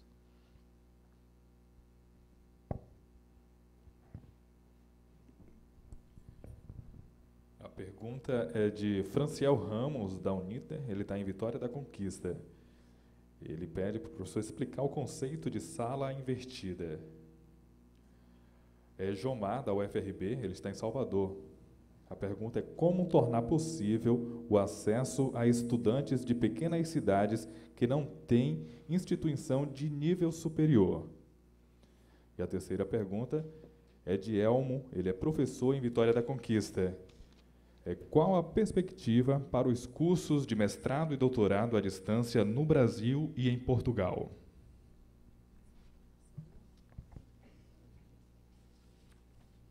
Ora bem, isto implica alguma reflexão, não é? Estão aqui perguntas nada fáceis de responder assim de uma forma tão direta. A primeira, a questão da sala de aula invertida é fácil. A questão da sala de aula invertida, há efetivamente autores que trabalharam este conceito de flipped classroom. Não era isso que eu me estava a referir. Mas este conceito do flipped classroom tem a ver essencialmente por desenvolver as atividades em casa e depois vem-se consolidar os conhecimentos à universidade. Portanto, é um bocadinho inverter, tudo aquilo pode ser construído em casa, o maior trabalho é feito de forma autónoma e depois vem-se cá quase consolidar os conhecimentos à universidade. O que eu estava a falar de inverter quase a sala era do ponto de vista dos recursos.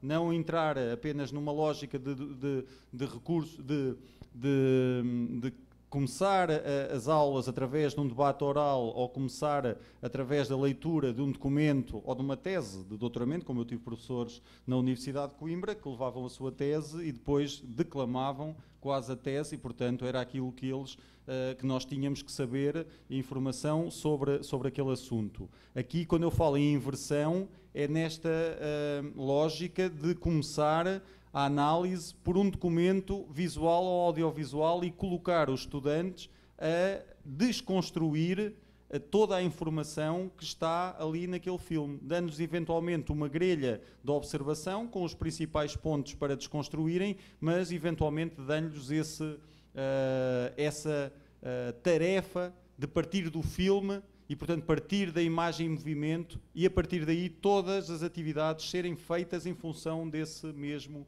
filme. Ou seja, o texto aqui passa a ser acessório do filme e não o contrário, que é o que acontece sempre, ou quase sempre, que, como vocês utilizam e muito bem, eu gosto muito dessa terminologia, muitos professores utilizam o filme como tapa-buraco. Portanto, é uma coisa só para, no fim, faltam ainda umas horas, vou dar aquele filme, ou para consolidar conhecimentos. Portanto, aqui é exatamente o contrário. O filme não é para consolidar conhecimentos, não é para tapar buraco nenhum, é ele que é o núcleo da aprendizagem. Os outros textos é que me vão ajudar a desconstruir o próprio filme, que para mim é o elemento central. Apenas isso. Mas eu também referi que isso não é uma estratégia que é a estratégia ideal e a melhor. É uma estratégia que eu ando a desenvolver e que pode ser complementar às outras. Para não cairmos sempre da rotina de fazer sempre o mesmo, é interessante às vezes também fazer coisas diferentes, porque nisso eu detesto a rotina. E, portanto, estou sempre a fazer, os meus alunos às vezes perdem-se um bocadinho nos ambientes, porque tanto nós podemos estar num software como o Treesider, depois para o VideoAnt, e depois para o Padlet, e depois regressamos à Moodle, à plataforma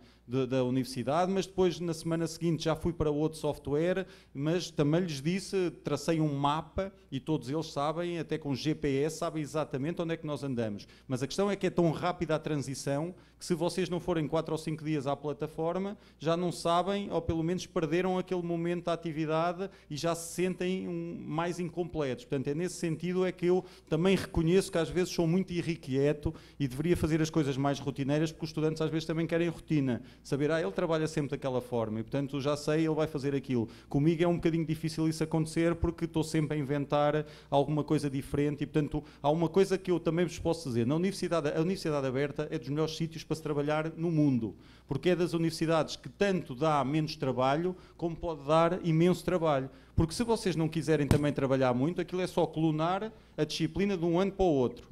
Tudo igual, todos os documentos, as atividades, tudo igual. Pedir só aos sistemas informáticos, façam-me da matriz, outra igual. Se forem uns chatos como eu vou mudar quase 50% ou 60% da unidade curricular, tenho que estar a transformar aquilo tudo e dá-me um imenso trabalho. Portanto, quem quiser de facto só clonar, e os próprios estudantes depois apercebem-se disso, porque isso depois são más práticas, as provas são as mesmas, não é? Depois as provas de avaliação são as mesmas, é tudo clonado da mesma forma, e depois é ser minimamente inteligente para perceber, olha, basta estudar aquilo, pedir ao colega do ano passado nas redes e aquilo está lá tudo. Mas isso também acontece no ensino presencial, não é? Também há as provas, também se o professor não quiser fazer nada, já se sabe, é só ir às provas do ano anterior e elas estão lá, outra vez, as perguntas todas, e já se sabe o que era isto. Eu também, enquanto eu fui licenciado, aconteceu isto e eu sabia algumas, e eu não vou estar aqui a enganar ninguém, que eu sabia provas, antes delas acontecerem eu já sabia, porque os professores repetiam sempre as mesmas coisas, portanto era difícil até nós não cairmos naquela coisa da tentação de copiar e levar a resposta meio preparada, porque já sabíamos que era aquilo, era só quase confirmar que era quase uma rotina que acontecia. Depois a última questão, agora já não me recordo, tem a ver com os mestrados e com os doutoramentos. Eu também já fui explicando isso, quer dizer, em Portugal é muito claro e evidente, nós temos mestrados e doutoramentos, temos 4 departamentos, temos departamento de Educação, de Ciências Sociais, de Tecnologia, de Humanidades, todos estes departamentos têm mestrados, todos eles têm doutoramentos e todos eles passaram por uma acreditação do Ministério da Ciência e do Ensino Superior. Portanto, para nós, neste momento, isso não é um problema. A maior parte dos mestrados e doutoramentos, digamos assim, têm sempre estudantes. Porquê? Porque nós trabalhamos no mundo virtual e na rede, não é? Nós temos estudantes do Brasil, temos estudantes da lusofonia, de Angola, de Moçambique, de Cabo Verde, de Portugal, portanto temos uma abrangência nacional que as outras universidades não têm, portanto, como vocês devem imaginar, com vagas nos mestrados de 25, rapidamente também se preenche, não é? Numa população com 10 milhões em Portugal, mais não sei quantos milhões no Brasil, mais não sei quantos milhões em África, portanto não é muito difícil fazer isto. Agora, o problema com o Brasil, que tem acontecido, é que nós temos estudantes brasileiros, muitas vezes até só fazem a parte curricular do mestrado e ficam com uma equivalência a uma pós-graduação, é que depois, neste momento, ainda não há reconhecimento dos mestrados e dos doutoramentos completamente à distância. Que é isso uma das nossas lutas e que vai ter que acontecer. Isso sim, é que eu vejo aqui um trabalho efetivamente conjunto entre os dois países de conseguirmos ultrapassar esta situação para nosso bem e para vosso bem, obviamente, e portanto aqui para o bem de todos, para que efetivamente haja essa possibilidade e que haja a certificação disso.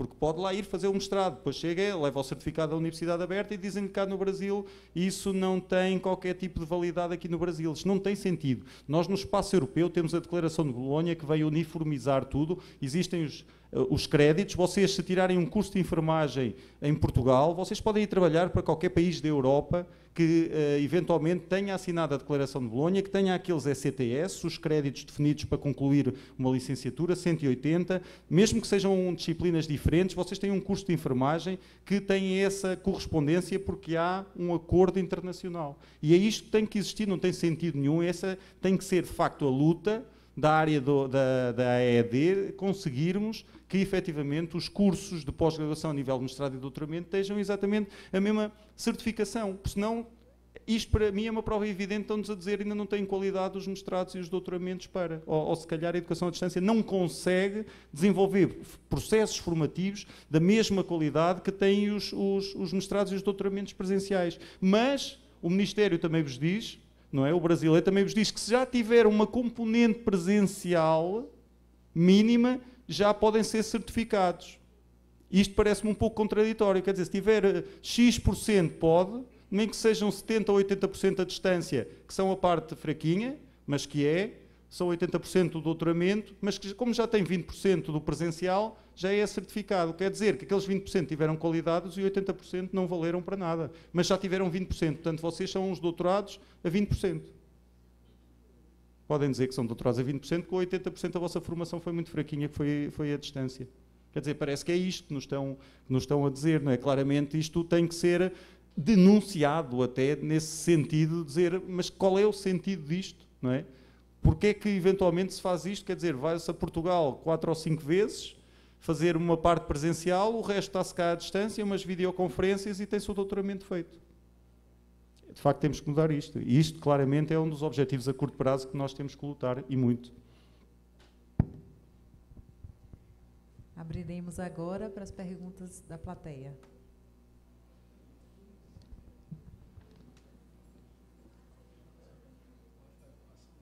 Perguntas fáceis, faz favor. Fáceis. Perguntas fáceis.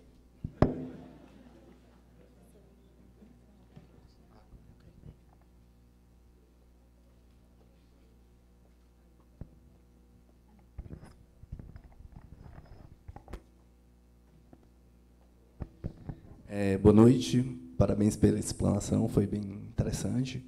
Meu nome é Marcelo Freitas, eu sou professor do curso de Engenharia de Pesca aqui da UFRB, e nas minhas aulas eu tenho procurado colocar metodologias interativas para poder tornar a aula mais dinâmica, né, melhorar o aprendizado dos estudantes, né.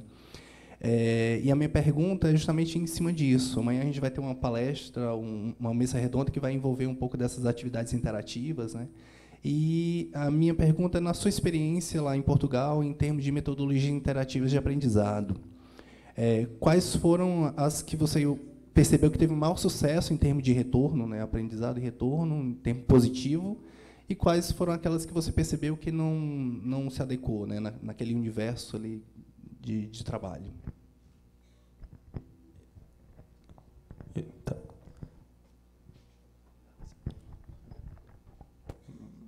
Bom, quando falei em... Eu não percebi muito bem se estava a falar de uma metodologia interativa ou se estava a falar numa ferramenta ou ferramentas interativas. As duas coisas, mais ferramentas, porque claramente era... A metodologia, antes de haver uma metodologia, e eu acho que isto também tem que ficar claro, antes de haver uma metodologia tem que haver um modelo. Voltamos ao mesmo que há bocado estávamos a falar. Eu tenho que, se eu tenho efetivamente um determinado modelo, e essa pergunta é muito pertinente porque é aquilo exatamente que eu pretendo sempre fazer, se eu defendo um modelo que tem como um dos principais primados a questão da aprendizagem ativa, não é? E se implica a interação, isto claramente eu tenho que procurar o quê? Ferramentas que me permitam desenvolver uma prática pedagógica, uma metodologia interativa.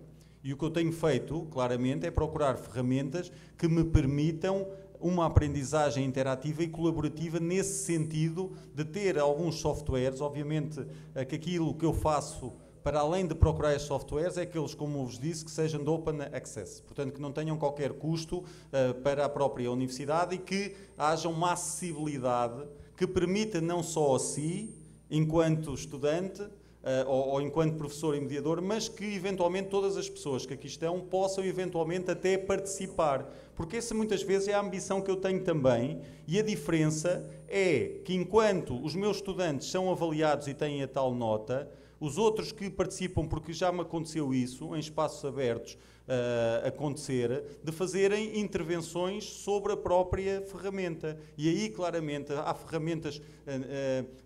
Por exemplo, há uma ferramenta que foi desenvolvida pela Universidade de Minnesota, uma universidade americana, que há bocado eu referi, que chama-se VideoAnt, que é um vídeo anotações, que é um software interativo que permite nós construirmos uma sala de aula virtual em que conseguimos colocar o filme e depois construímos ao lado do filme, nesse mesmo software, uma sala de aula virtual, porque colocamos os estudantes que nós queremos como participantes desse grupo, que veem esse filme, e aquilo tem uma timeline debaixo do filme que permite a qualquer estudante parar o filme, criar uma barra naquele momento e começar uma discussão em determinado tempo. E depois permite o outro estudante continuar a ver o filme, pará-lo outra vez, construir outra barra na timeline e abrir-se uma nova sala de aula virtual e uma discussão. Essa é uma das ferramentas. Aquilo que eu faço é procurar sempre ferramentas, como eu estava a dizer, se neste momento estou muito focado na desconstrução de imagens em movimento e se trabalho muito com filmes, a minha busca, a minha pesquisa, digamos assim, a minha procura tem sido sempre ferramentas que me permitam trabalhar com recursos audiovisuais que permitam fazer essa integração. Fico muito satisfeito. Não sei se estou graças a Deus ou não, mas fico muito satisfeito pela Universidade de Minnesota ter estes princípios que eu defendo do princípio da abertura, porque não nos levam absolutamente nada, espero que eles não fechem aquilo, porque eles não nos levam absolutamente nada por utilizarmos aquele software, é só fazermos o registro e seja ele com o e-mail, ou seja com o Facebook ou com outra rede social, podemos criar ali um login e utilizar esse software gratuitamente, tanto com o perfil de professor como com o perfil de estudante. Aquilo que eu quero fazer e que eu acho que depois nós temos capacidade também para fazer dentro das universidades, com os nossos colegas da área de informática, dialogando com eles nesse sentido, os pedagogos e os informáticos que às vezes têm alguma dificuldade em dialogar, é construir softwares e dispositivos que me permitam fazer aquilo que eu quero. Eu ter na minha ideia e criar na minha cabeça um software e ele conseguir fazer isso. Portanto, aquilo que eu agora quero fazer, plagiar um bocadinho, é pegar nesse software da Universidade de Minnesota, apresentá-lo à Universidade Aberta em Portugal e digam, por favor, façam um software destes para mim e para todos os meus colegas da Universidade Aberta utilizarem e para todos aqueles que eventualmente quiserem fazê-lo, vamos também disponibilizá-lo gratuitamente, mas metendo-lhe algumas funcionalidades que aquele não tem e que para mim são limitações, no meu caso, e que eu quero ali acrescentar e que vou-lhes dar a sugestão e vou pedir-lhes para ver se é possível fazer. Portanto, eu acho que esse trabalho que está a fazer é muito válido, faça, isto é um conselho apenas, procure efetivamente ferramentas em função daquilo que é o modelo que defende, se procura efetivamente, como eu, defendendo aqui a questão da interação, da aprendizagem colaborativa, procure ferramentas que eventualmente lhe deem soluções, do ponto de vista da interatividade, também à sua área disciplinar. Porque isso é que é fundamental. Ainda hoje eu também aprendi aqui com o professor Ariston de um dispositivo que tem na Moodle, que eu vou fazer exatamente o mesmo, já vou pedir na minha universidade para meterem o plugin e para instalarem aquele, como é que é, Big Button Blue, em que dá para fazer salas de vídeo de conferência. Sim, a webconferência nós temos, mas especificamente aquele, o Big Blue Button. Portanto, eu já vim cá plagiar também, já vou querer isso, e o Ariston também fez o mesmo, que já apontou 2 ou 3 softwares que eu utilizo. Portanto, isto é que é interessante, depois os próprios professores dialogarem no sentido de que ferramentas é que tu utilizas, que softwares é que tu utilizas, e fazer isto que eu faço com os meus estudantes, já que dou esta coisa desta unidade curricular de ambientes virtuais e de softwares, dizer, tragam-me, faz favor, existem estes que eu conheço, tragam mais, para trabalharmos e para partilharmos conhecimento acerca disso. Não tenha problemas nenhuns em, de facto, se tem poucas ferramentas, peça também aos seus estudantes nativos digitais, que eles já são quase todos nativos digitais, de eventualmente que vocês conhecem alguma ferramenta boa para inovarmos que vocês gostem. Portanto, era isso que eu dizia, isto é que é importante na educação presencial fazer também isto. Não é? Ter esta educação digital dentro da sala de aula e ampliar a sala de aula física, levando-os a fazer também trabalho em casa e ampliando este conceito e deitando as barreiras e os muros das salas de aula abaixo e deitando mesmo o muro da universidade ali abaixo, dando a possibilidade da vossa universidade entrar em vossa casa e a vossa casa entrar também na universidade num processo de fluidez e líquido que me parece muito mais interessante e contínuo, não é? Porque entramos depois numa lógica de aprendizagem móvel também que nos faz que estejamos, que pode ter efeitos perniciosos, não é? Porque faz e obriga a que os professores também estejam disponíveis muito mais tempo. Não é? Aquela coisa da universidade aberta é um problema porque diz que estamos abertos 24 horas por dia, 7 dias por semana. E é verdade, a plataforma está lá sempre, se não for ao ar, se não ficar offline, está online esses dias. Se nós não formos disciplinados, os próprios professores, aquilo está mesmo, eu posso trabalhar os 7 dias, o que não me desagrada. Porque também há outra coisa ali fantástica da universidade, é que eu posso vir para o Recôncavo e também ninguém me vai chatear. Porque eu, eventualmente, posso ir lá na plataforma num fuso horário completamente diferente, que é um dos problemas, não é? Às vezes são 4 da manhã em Portugal e é meia-noite e eu às vezes estou a responder a fuso e vejo participações a horários esquisitos e depois é que me lembro, Angola é capaz, Brasil, e depois vejo isto e de facto andamos ali sempre numa lógica de abertura e de disponibilidade absoluta. Está descontente com isso? Não estou, senão ia-me embora e ia para uma universidade mais rígida em termos de horários. Adoro esta flexibilidade que me permite dormir até à 1h da tarde se me apetecer, mas se tiver que me levantar às 7 da manhã também me levanto e este é o estilo de vida que eu gosto, em que ninguém me diga que todos os dias tenho que me levantar às 8 da manhã para ir dar aulas. Para isso ia para a universidade presencial como estive lá. Nisto é fantástico, eu vou para a minha sala de aula virtual quando quero. Quando tenho reuniões tenho que me levantar, mas quando para a minha sala de aula virtual eu posso estar às 3 da manhã, posso estar na casa de banho, posso estar em pijama, posso estar com a roupa que eu quiser, que ninguém me chateia, se eu vou de gravata, se não vou, estou até claro atrás se não tiver o tal videoconferência, posso fazer como eu quiser. Portanto, esta flexibilidade é que é fantástica, porque nós fazemos com que haja mutações constantes e podem, eventualmente, eu às vezes acho que sou um camaleão, porque consigo me adaptar rapidamente aos ambientes, perceber aqui é preciso gravata, apanha a gravata, não é sapatilhas, agora é para fazer não sei o quê, tem tatuagens, não sei, será que ele tem tatuagens? Portanto, é uma questão de me adaptar a ambientes e estar sempre pronto, que era aquilo que eu vos dizia, termos sempre plano A, plano B, plano C para responder às diferentes situações. Isto explode, ficamos sem luz, qualquer coisa, as ferramentas interativas foram ao ar, eu utilizo a voz, começo a ficar como fiquei há bocado ou com problemas, ficava só ali, olha, leiam o que ali está e, portanto, resolvia o problema. Esta capacidade de nós ligarmos, como eu há bocado dizia, o descomplicador, ligarmos o facilitador, é que é fundamental para nós termos sucesso nestes processos. Não respondi, pois não? Agora vamos fechar com as últimas 2 perguntas aqui da plateia. É de Aguinaldo Santos Júnior, do SEC, Bahia. Doutora Aline, não mande nenhum WhatsApp para mim porque eu estou a trabalhar, está bem? Obrigado. Eu sei. Ela está a trabalhar. Aí ele faz um desabafo e a pergunta, né? Vejo algumas falas que os cursos à distância formam pessoas com menos conhecimento do que nos cursos presenciais, mas entendo que quando estudamos em cursos à distância, temos de ter mais disciplina, tempo para estudo. Aí ele quer saber, de onde surge esse pensamento de diferença? E a pergunta de Tânia Freitas, também da SEC. Quais os maiores desafios da educação na contemporaneidade?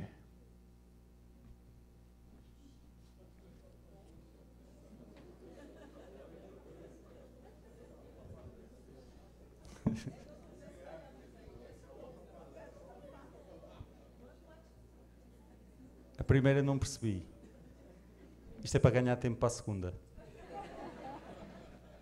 Ele coloca que vê algumas falas que os cursos à distância formam pessoas com menos conhecimentos do que nos cursos presenciais, mas entende que quando estuda em cursos à distância, tem mais disciplina e tempo de estudo. Aí ele quer saber de onde surge esse pensamento de diferença entre a distância e o presencial. Ok. Eu discordo.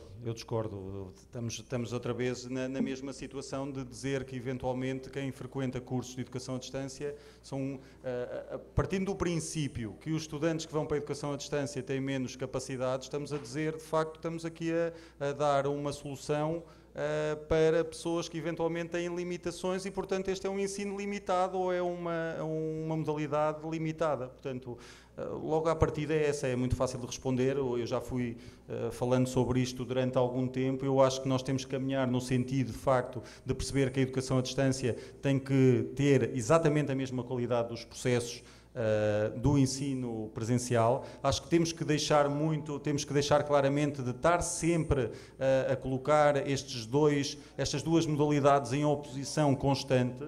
Temos claramente de ver que elas são diferentes e respondem efetivamente a necessidades diferentes. Eu posso-vos dizer claramente que os meus estudantes de mestrado, só para vos dar exemplo, não têm são professores, na maior parte, que eu sou do Departamento de Educação, seja no mestrado de Supervisão Pedagógica, de Administração e Gestão Escolar, seja em mestrado em Gestão e Informação de Bibliotecas Escolares, seja no mestrado em Pedagogia do e-Learning, a maior parte dos meus estudantes são professores do ensino médio, fundamental, e até já tive professores também do ensino superior. Não vejo ali nenhum problema de aquisição de conhecimentos, ou que vejo que são alunos com um estatuto menor. Vejo estudantes que são professores, que dão aulas no ensino médio e fundamental, que não têm tempo para ir fazer um mestrado numa universidade presencial, que eventualmente pode ser à segunda-feira ou à terça-feira durante a semana, que eles estão extremamente cansados depois de um dia de aulas e ainda terem que se deslocar fisicamente para uma universidade, ou eventualmente estar no trânsito ou na chuva,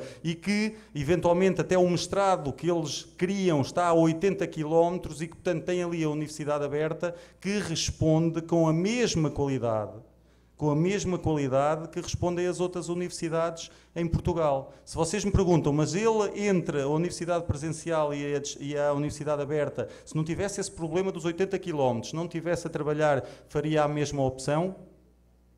Não sei, perguntem-lhe a ele.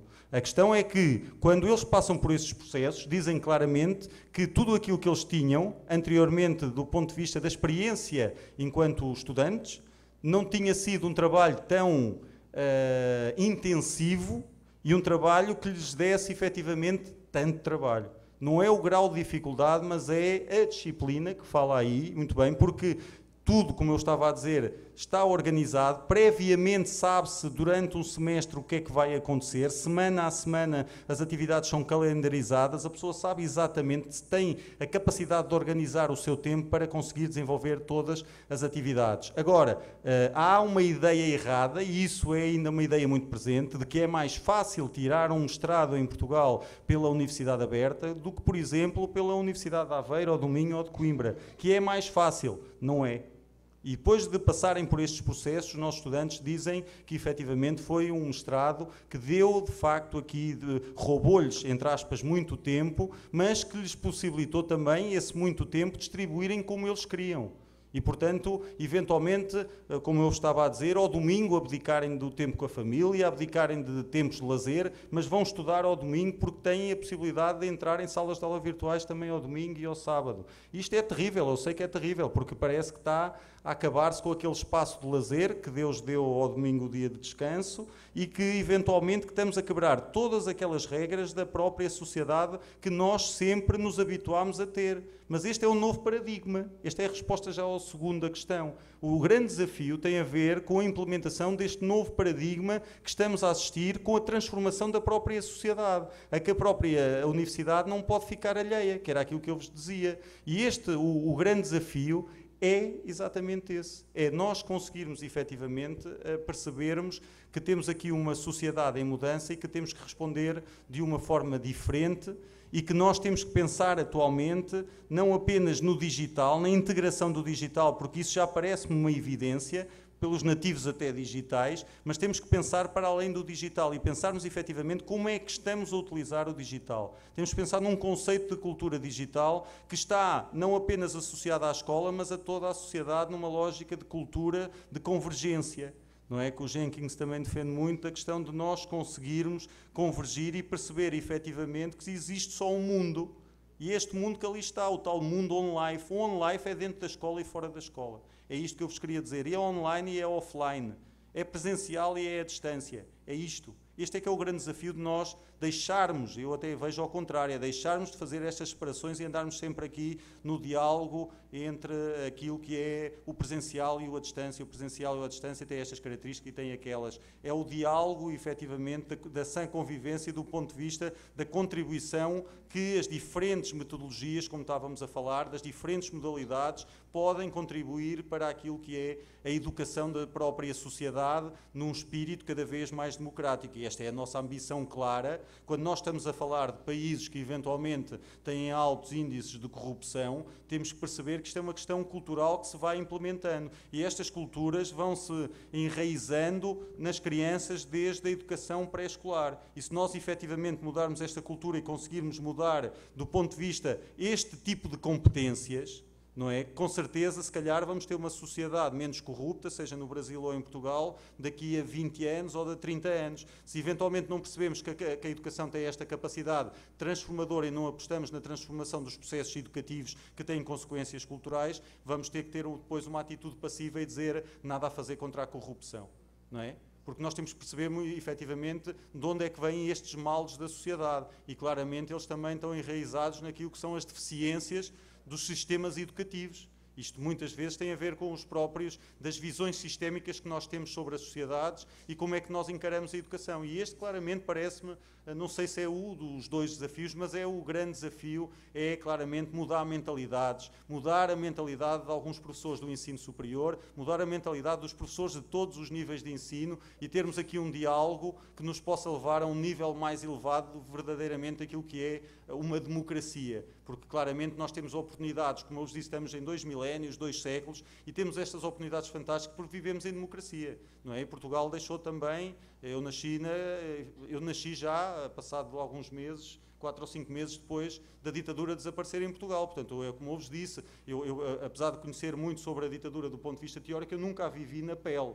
Eu não sei o que é. Por isso é que eu vos disse, eu sou um ser muito feliz em poder dizer livremente aquilo que estou aqui a dizer hoje, sendo gravado para todas aquelas pessoas que nos possam estar a ver a rede, sem pensar eventualmente nas consequências, porque tenho um espírito livre, de pensamento livre sobre aquilo que são as minhas ideias, que vocês podem criticar, questionar, não concordar, mas ninguém me as impede, e o Aristóteles é que é o culpado que me convidou, ninguém me impede de as dizer publicamente relativamente àquilo que eu penso sobre o assunto e sobre aquilo que eu quero construir para uma sociedade melhor, sendo eu, e aí obviamente depois nós conseguimos fazer isto se tivermos muitos acoplados, todos juntos, de sermos agentes transformadores da sociedade. Isso é que para mim é fundamental para conseguirmos digamos assim, também o nosso objetivo.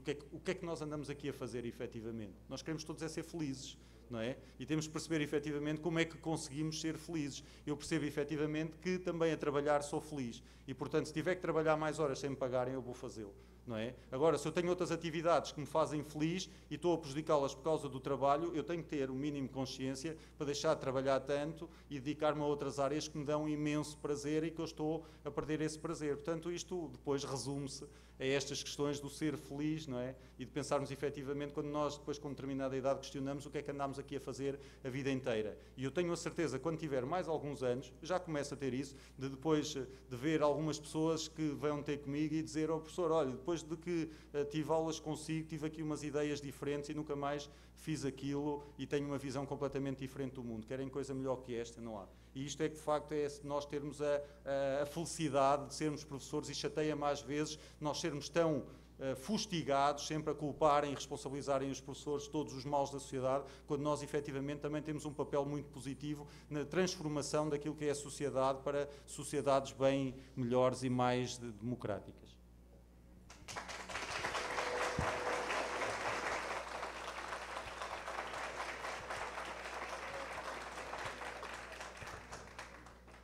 Agradecemos a todos pelas discussões levantadas e ao professor doutor José Antônio Marques Moreira pela brilhante apresentação.